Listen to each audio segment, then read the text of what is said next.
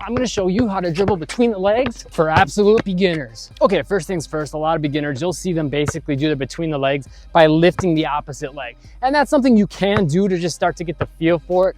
But that being said, it's not gonna be very game-like, because in most game situations, we're gonna have both legs on the ground. This basically gives you a bigger window to put the basketball through. So for starters, sure, that's something you could do. But honestly, I wouldn't spend much time on that. I would start getting those feet down on the ground so you can get going between the legs like this or like this. And the reason we wanna get away from this early on is because if my foot's in the air, I can't move very well in a game situation. Versus when both my feet are on the ground, I have the option to push up either leg in all kinds of different directions. And I'm lower with my legs loaded. My hips bent, my knees are bent, so I'm really ready to move, sway, self fakes, all kinds of stuff. And it'll actually probably be easier to do your between the legs down here. So here's how we're gonna do that. The first and most important thing is the legs. Now with going between the legs, our stance is everything. If my legs are narrow, I don't have a very big window to put the ball through.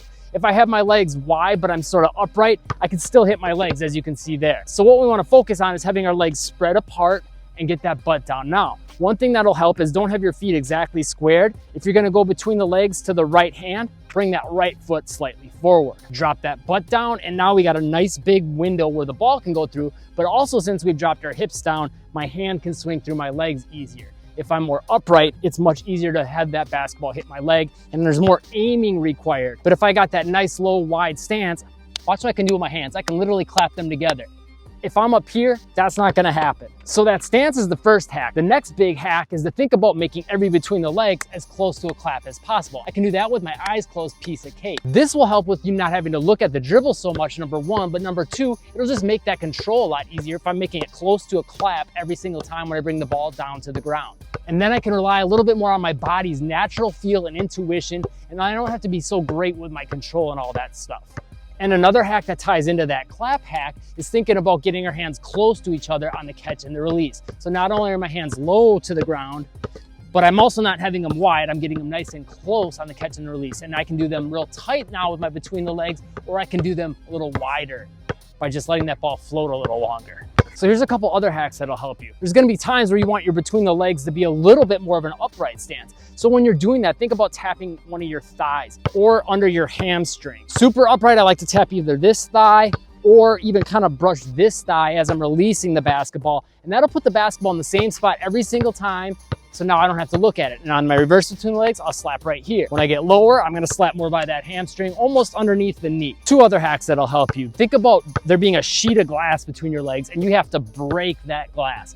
If you break that glass with the basketball and swing that arm all the way through like this, the basketball has to go through and you will never hit your legs because you push the basketball between your legs and there's no opportunity for it to hit your legs. So break that glass. Okay, so all that should help you, but I got some drills to help you get it down, and then we'll talk about going between the legs off the move while walking and just adding different footwork with it. And of course, I'm gonna have some hacks for you for that as well. Okay, so to really get the between the legs down, we've got to get the control down. Control should always come first. In fact, I have a full program about getting you better ball control. I'll have that pinned to the comments. It takes you from absolute beginner to advanced, and it helps you learn all your basic dribble moves like your regular dribble in and out, between the legs, behind the back, in a way that makes it quicker to learn it, teaches you good habits, and gets your control down so you can start adding more into the mix. Check that out pinned to the top comments. But the first thing you'll want to do to get this easier and do it without the leg lifted is to have both hands on the basketball. Easier to control the ball. That's one of the best things you can do to get started. So just both hands on the ball, and think about with the left hand, if the ball is on my left side, I'm gonna swing that arm through.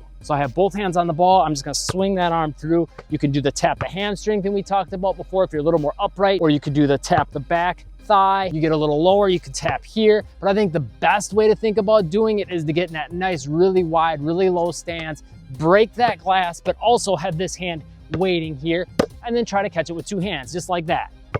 Then work on just doing one hand carrying the basketball, so hand is underneath it. This is not legal unless you just caught the ball, then you can start like that. But if you had your dribble going, you couldn't go like this, just so you know the rules on that. But then you're gonna go from that carry and do the exact same thing and catch. Once you got that solid, go from that one hand carry into the other hand carry. Then work on going from carry into a dribble, and or you can flip these around, going from a dribble into a carry, and then finally dribble between dribble. Next step up from that would be dribble, between, back through the other way, and see how many times you can repeat that. Once you got that solid, we can start talking a little bit more about advanced control and footwork. So one of the first more advanced things you could do is just going between the legs back and forth like this. Shouldn't be too hard to transition from this into this, because this, your palms can stay more in the same position. Notice how they're kind of always facing 45 degrees towards the ground. Whereas when I'm going regular dribble, my hand's on top of the ball, then I got to rotate on the next dribble to here, catch, rotate my hand on top, and then rotate back here to go between the legs. So this you might actually find easier. And one other thing you can also do to advance this is think about getting the dribble down low, and then also think about getting it high. From there, you can advance that control by going figure 8 between the legs like this. You'll notice there's a lot more changes in hand position because I'm catching with my hand kind of behind the basketball. As I bring it to the front, it comes to the side, and then I bring it all the way into the front to pull it back between the legs. So there's a lot more control and wrist manipulation.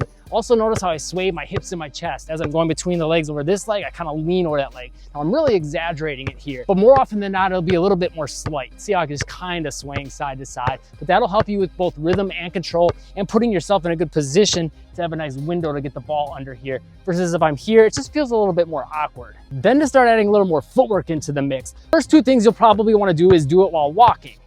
Now there's two ways you can really do that walking. You could do it more upright, and you're gonna do more of the tap the inside of the thigh or this back thigh. I find the back thigh just feels more consistent and easy, but go with whichever is more comfortable for you. And believe it or not, that version might be a little harder. The easier might be coming down low. Now it's harder on the legs and the stance, but it's really good for developing strength and mobility. But you'll notice upright, I don't have a really big window. When I get a little longer and lower, see how big of a window I got to put the basketball between? And again, I can get closer to that clasp. Whereas when I'm up here, I have to rely more on control and aiming the ball and catching it in the right spot. So that walking will really help you with getting in your 1 foot jab, and you can use that to explode to the basket. You can use that to get into a crossover, all kinds of stuff.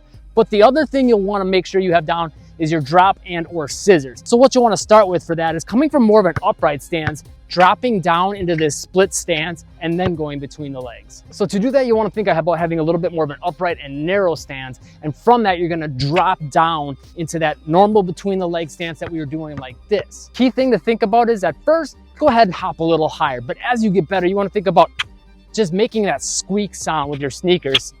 Hear that? That means I'm doing a good job of not really thinking about having my feet come off the ground. I'm just thinking about spreading them. And I'm almost trying to not lift them off the ground. There's literally probably a millimeter of space between the bottom of my sneaker and the ground, like that. And once I get dropped down like that, then I'm gonna go between the legs. And then a slightly more advanced version of that would be alternating that stance like this. Both feet on and off the ground, coming onto the ground at the same time and leaving the ground at the same time, just switching which one's forward and going between the legs like this. Now you can start a little slower like this. You don't gotta try to go turbo with it at first, but then as you get better, try to pick up the speed with it. Which brings me to another hack with dribbling between the legs while on the move. More often than not, it's gonna be good if you get your feet set for just a split second while you're getting that between the legs off before you get moving again. So watch how I'm gonna step, feet are planted for a split second, and then I can get into whatever I want to from there. I can push off this way, I can push off and go here, I can get in a jump shot, whatever. But for just a split second, I want both these feet on the ground. That gives me time to get the ball between the legs. Because what a lot of beginners will do when they're trying to get their between the legs off the move down, they'll do this.